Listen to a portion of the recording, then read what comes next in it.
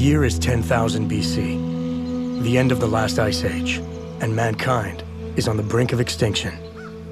Amidst a fierce and savage world, our ancestors were left with two choices: adapt or die. This is the setting of Far Cry Primal, Ubisoft's latest game in the popular Far Cry series. In it, players will experience the Stone Age, a period which would change the course of human history and lay the foundation for our lives today.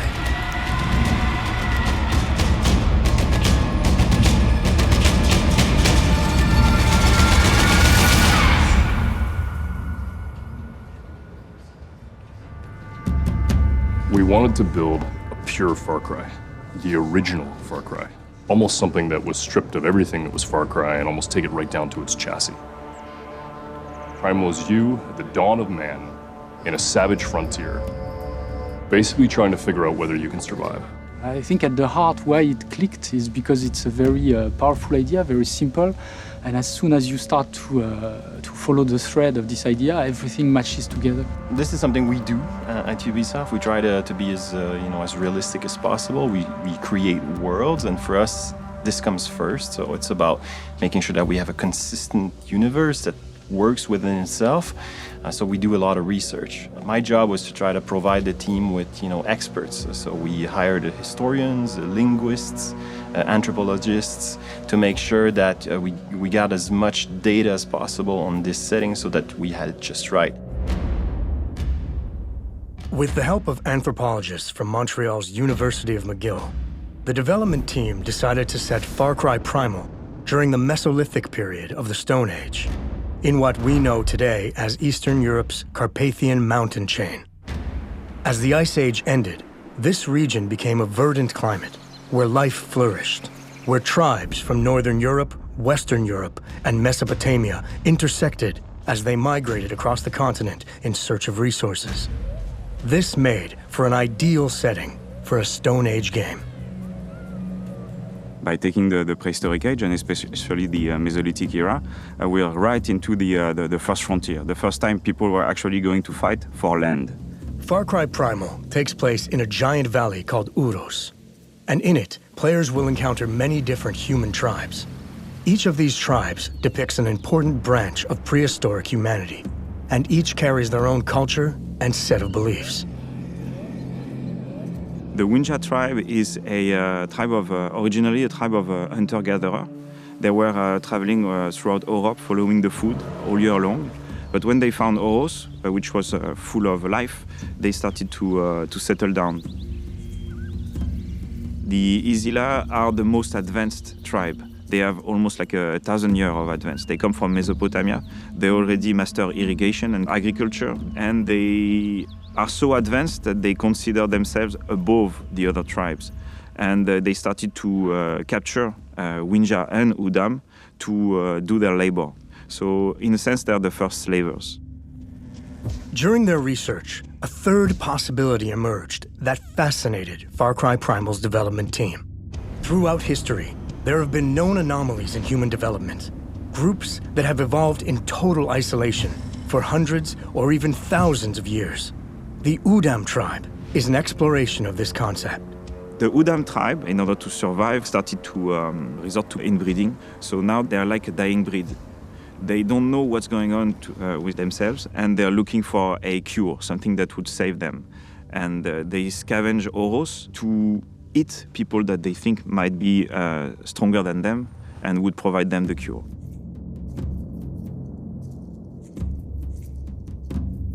Far Cry games are about exotic location, places with weird characters, but also about authenticity. And the language is really essential.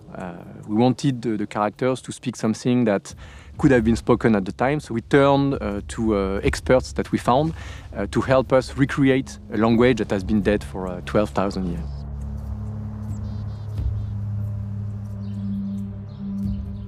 So Proto-Indo-European was a language that was spoken thousands of years ago. It's the source of many languages that are spoken today, languages like English and Spanish and Russian, but also the source of ancient languages like Latin, Greek, and Sanskrit.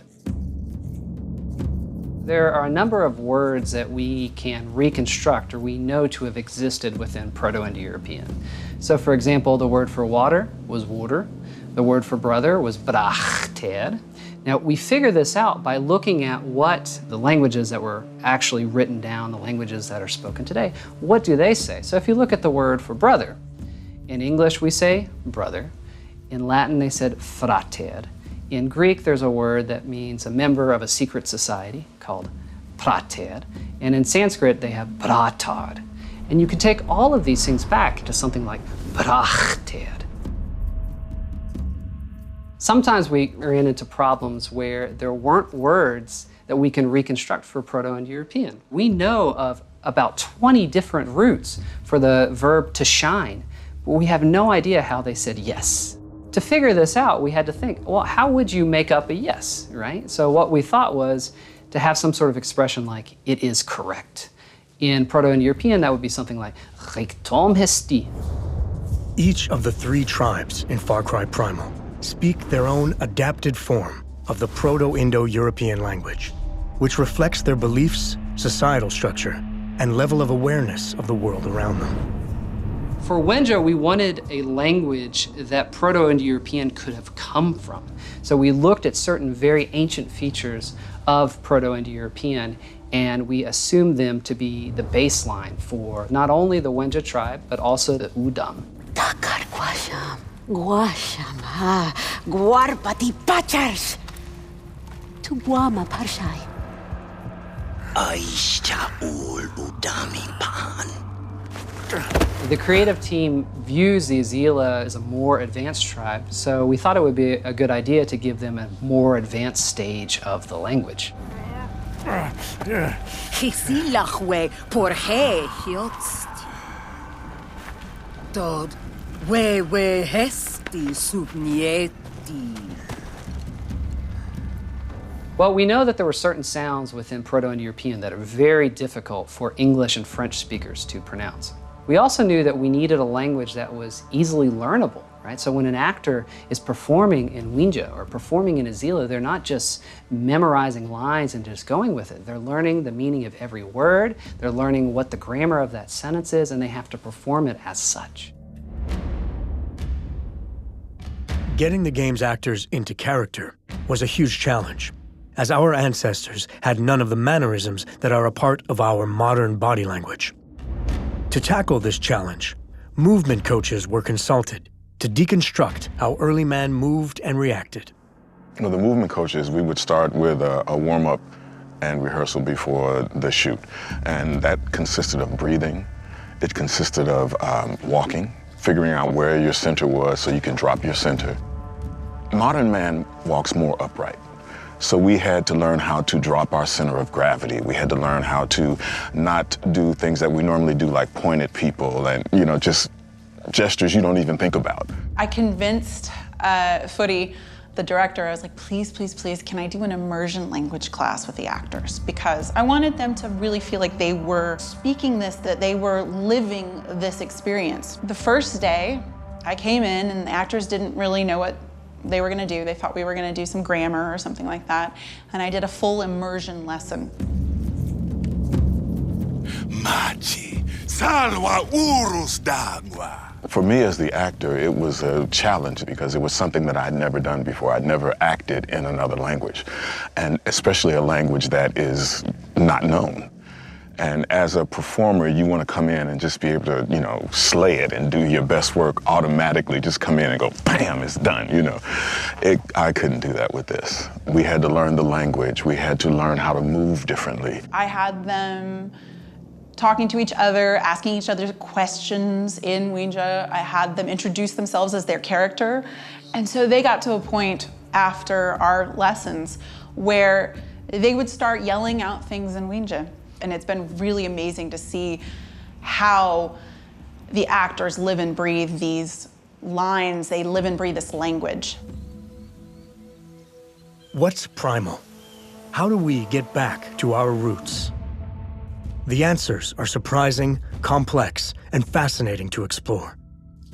It has taken the combined work of directors, animators, programmers, and actors to step into the mindset of Stone Age humans, to think like them, and gather insights that will ultimately bring this ancient world to life. This is really something that's fascinating when you explore the life of men 12,000 years ago, is that they were very close from what we are. They had beliefs, they started to have, they took care of their dead, they wanted to teach the future generation what they had seen and what they had experimented. So they were already really very close from what we were. I think as people, we do tend to live in behind us or in front of us, and we miss what's happening right here. But in Primal Man, he had to be aware of what was happening right there because everything was dangerous. You can see how simple life was back then, how fragile it was at the same time. People lived 30 years max. It was hard. It was really hard. So again, this, I guess this game will make you feel more connected to nature and to what being a human is.